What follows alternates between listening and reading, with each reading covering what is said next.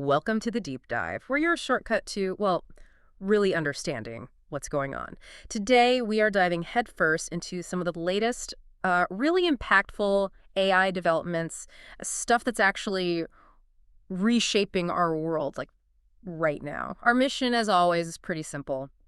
Dig through our sources, pull out the key insights, the important bits so you get a clear picture of how AI is spreading and evolving fast. Think of us as your guides to the future, maybe with a few surprises along the way. And get ready, because the range of topics today is, honestly, it's pretty astonishing. It paints a picture of AI moving fast across really critical areas. We'll start with some amazing collaboration speeding up precision medicine, drug discovery, imagine treatments designed just for you. Then we'll pivot to these new lightweight AI models. They run right on your phone, your laptop, no cloud needed. That means more privacy, faster responses. Yeah, that's a big one. Then we'll zoom out. We're talking national strategies. One country is actually setting up a ministry just for AI development. Really? Exactly.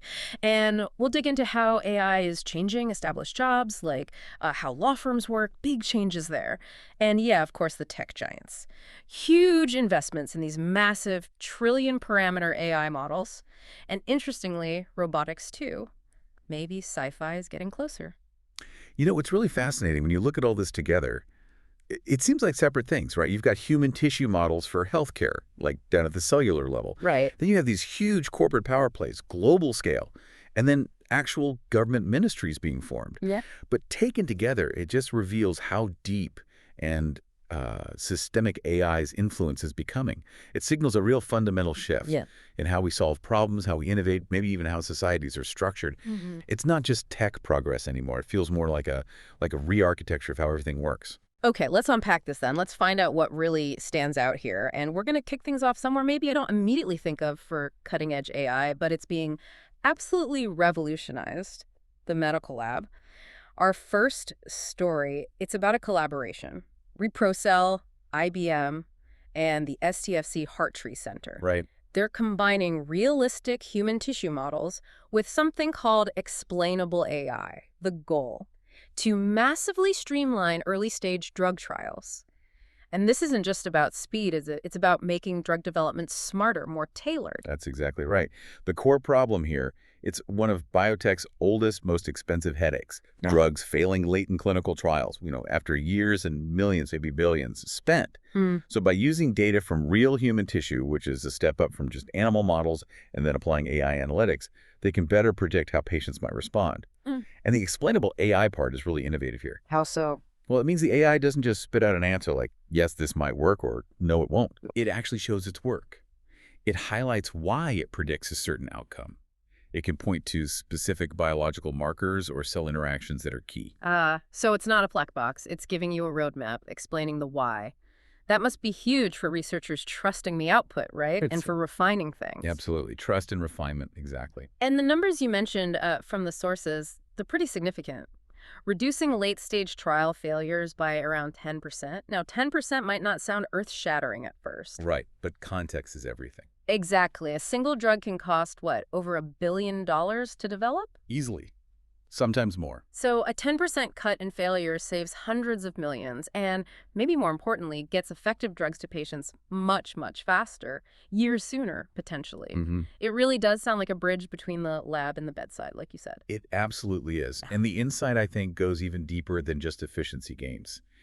This collaboration, it's a foundational step towards designing drugs for specific human biologies. Instead of the old way. Instead of the traditional kind of broad-spectrum one-size-fits-all approach, where you hope it works for enough people. Right. Here, the AI analyzing these complex tissue models helps pinpoint which treatments are likely best for specific groups of patients. You can minimize side effects, maximize effectiveness. It really changes the game from sort of trial and error to something much more targeted, proactive, and bespoke right from the start. Okay, so from the microscopic world of human biology and personalizing medicine, let's pivot to something personalizing your digital world, like literally in your hand. Which brings us to a really significant shift in how we use AI on our own devices. Google just announced something called Embedding Gemma. It's a new multilingual text embedding model. And here's the kicker, like you said earlier. It runs entirely on device. Your phone, your laptop, whatever. No need to connect to the cloud. That feels like a pretty big deal. Oh, it's a huge shift, yes. Yeah. For a long time, powerful AI, especially for complex language Mhm. stuff, needing massive cloud servers. Right. The heavy lifting happened elsewhere. Exactly. But embedding Gemma runs locally using less than 200 megabytes of RAM. Wow, that's tiny. It's tiny. Think about apps on your phone. Many use way more memory than that. Huh. So this small footprint, plus its ability as a multilingual text embedding model, which basically helps computers grasp the meaning and relationships between words, even across languages. Mm. That combination is really pivotal for a few key reasons. Okay, I can see some immediate benefits. First one that jumps out, privacy. Definitely. If the AI is running right there on your device, your sensitive info, your searches, whatever, it's not being shipped off to some remote server. It stays with you. Mm-hmm. That's a massive plus for people concerned about data security, which is, let's face it, pretty much everyone now. Sure. And then responsiveness, right? No lag waiting for data to go to the cloud and back. The AI should feel almost instantaneous. Instantaneous, exactly. That's the other big win. Yeah. And it also means these models are perfect for mobile or offline-first AI apps. Right, so even without internet. Exactly. Imagine doing complex semantic searches, searching for meaning, not just keywords, or using something called retrieval augmented generation, RG. Gee. Yeah, with RAG, the AI can intelligently pull relevant info from, say, huge databases stored right on your device to answer your questions accurately, all offline. Mm. It's part of this broader trend, making AI smarter, lighter, genuinely accessible anywhere. It puts the power directly in the user's hands rather than relying on that centralized cloud infrastructure. Like a little supercomputer, or at least a very smart assistant. In your pocket, no strings attached. Precisely. It's a big step for democratizing AI, making powerful tools more widely available. Yeah, making available to everyone, everywhere. That's huge. And speaking of broad accessibility and national infrastructure, our next piece takes us to Kazakhstan.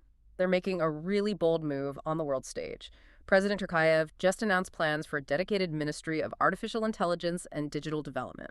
That's not just adopting AI, that's like building a whole national strategy around it, structurally, from the top down. Yeah, this is absolutely a landmark development. It's more than just adoption. Kazakhstan's goal is to become a digital-first economy in just 3 years. Ambitious. Very. And creating a dedicated ministry really underlines how serious they are.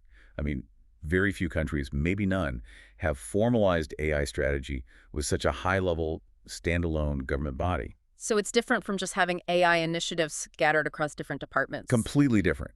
It signals a shift from being reactive to having a proactive, integrated national vision for AI. This ministry, presumably, won't just regulate. It's meant to orchestrate everything, R&D, infrastructure, talent pipelines, ethical rules across the whole country. So it's about actively shaping the country's future using AI, not just reacting to it. Oh. What are the potential upsides or maybe downsides of having a dedicated ministry like this? Does it make things faster? That's the hope, right? The big advantage is centralized decision-making, faster policy changes, streamlined funding for projects. It could also make Kazakhstan a much clearer, more attractive hub for international AI partnerships and investment, a single point of contact. Okay. Makes sense. The challenge, though, well, it's the classic government challenge. Yeah. Avoiding becoming slow and bureaucratic. Right. Can it stay nimble? Exactly. AI moves incredibly fast. The ministry needs to keep up, iterate on policies constantly. Wow. That's not always easy for traditional government structures. Sure. But, if they pull it off, this could genuinely be a model for other countries, regionally or even globally. Showing how you embed AI right into national strategy. It really does raise that question, are we going to see more nations do this? Treating AI sovereignty and strategy as essential? That is a compelling question, and it feels more urgent all the time. Okay, let's shift gears now. From national strategy down to how AI is changing established professions day to day. Our sources picked up a fascinating report from Reuters. It details how pilot AI systems in law firms are, well, they're shaving weeks off certain tasks that used to eat up tons of skilled lawyer time. Yeah, the efficiency gains reported here are honestly staggering. The Reuters piece mentions things like drafting initial legal complaints. Yeah. Traditionally, that could take a legal associate maybe 16 hours. Wow, 2 full work days? Right. Late nights, lots of coffee, probably. Yeah. Now, these pilot AI systems, they're reportedly doing that same initial draft in about 3 to 4 minutes. Minutes from 16 hours. Minutes. It's not just tweaking the workflow. It's almost revolutionary for productivity in that context. That's incredible. Not just more efficient, it's a total rethink. So beyond just the speed, what are the deeper changes this brings to how lawyers work? Does it mean, I don't know, more time for strategizing, or does it create a whole new skill set challenge? Well, maybe hold off on planning that office ping pong tournament just yet. Okay. Laugh slightly. But the deeper impact is definitely a redefinition of where the value lies in legal work. Hmm. Yes, it boosts efficiency massively. It frees up lawyers' time, but not necessarily for more drafting. Ah. It frees them up for the higher value stuff. Yeah. Complex legal strategy, deep client conversations, problem solving, the critical thinking that, still very much needs a human brain and empathy. So AI handles the grunt work, humans handle the judgment. Essentially, it highlights AI's power to automate the repetitive, time-sucking tasks, Hmm. but it also really underscores the need for a new kind of lawyer, Yeah. one who's good at prompting the AI, reviewing its output, critically evaluating it, not just generating text from scratch. Right. It's augmentation, like we often hear, not replacement, but it definitely means a big focus on adapting skills on new training needs for the workforce. Interesting. So the human lawyer becomes more about judgment, strategy, oversight, less about the grind. Fascinating for such a precedent-driven profession.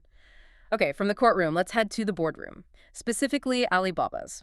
Sources are buzzing because their stock jumped after they previewed Qwen 3 Max Preview.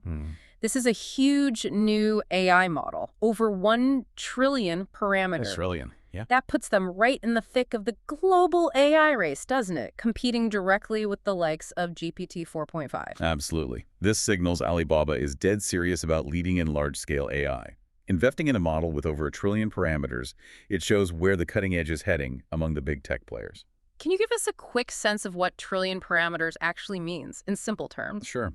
Think of an AI's neural network like a super complex web. Billions, or in this case, over 1 trillion connection points, like neurons. Each parameter is like a tiny adjustable knob on those connections. Yeah. The AI learns by tuning these knobs based on the data it sees. Okay. So 1 trillion knobs means an incredibly fine-grained, nuanced system. It allows for much more advanced reasoning, better understanding, better performance on all sorts of complex tasks. These huge models are really pushing the boundaries of what AI can comprehend and generate. Got it. More knobs, more nuance, more power.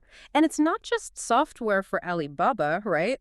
They're also investing heavily in the physical world. They put $100 million into a humanoid robotics company, X Square. Right. And that's on top of their already massive, like, $53 billion AI infrastructure plan. This feels significant. It's not just algorithms anymore. It seems like a blend of digital intelligence and physical action. No, not at all just algorithms. That robotics investment is a really clear strategic signal.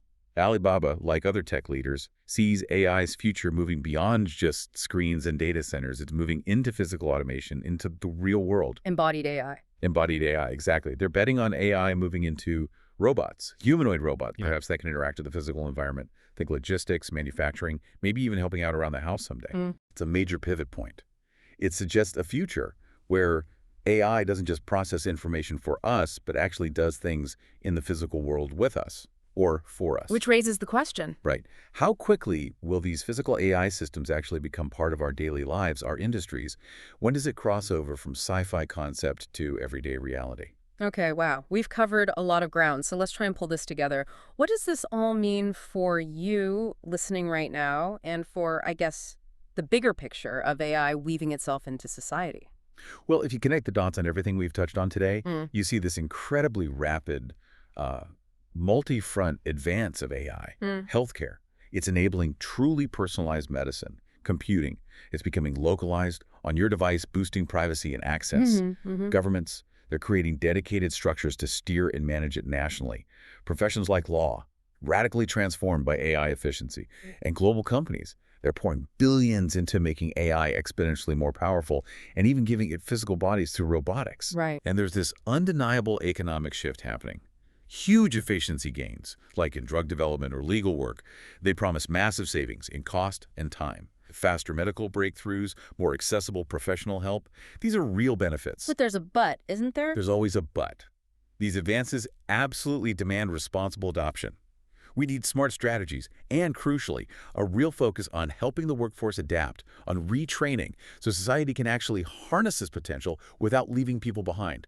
Okay, so here's where it gets really interesting for you to think about.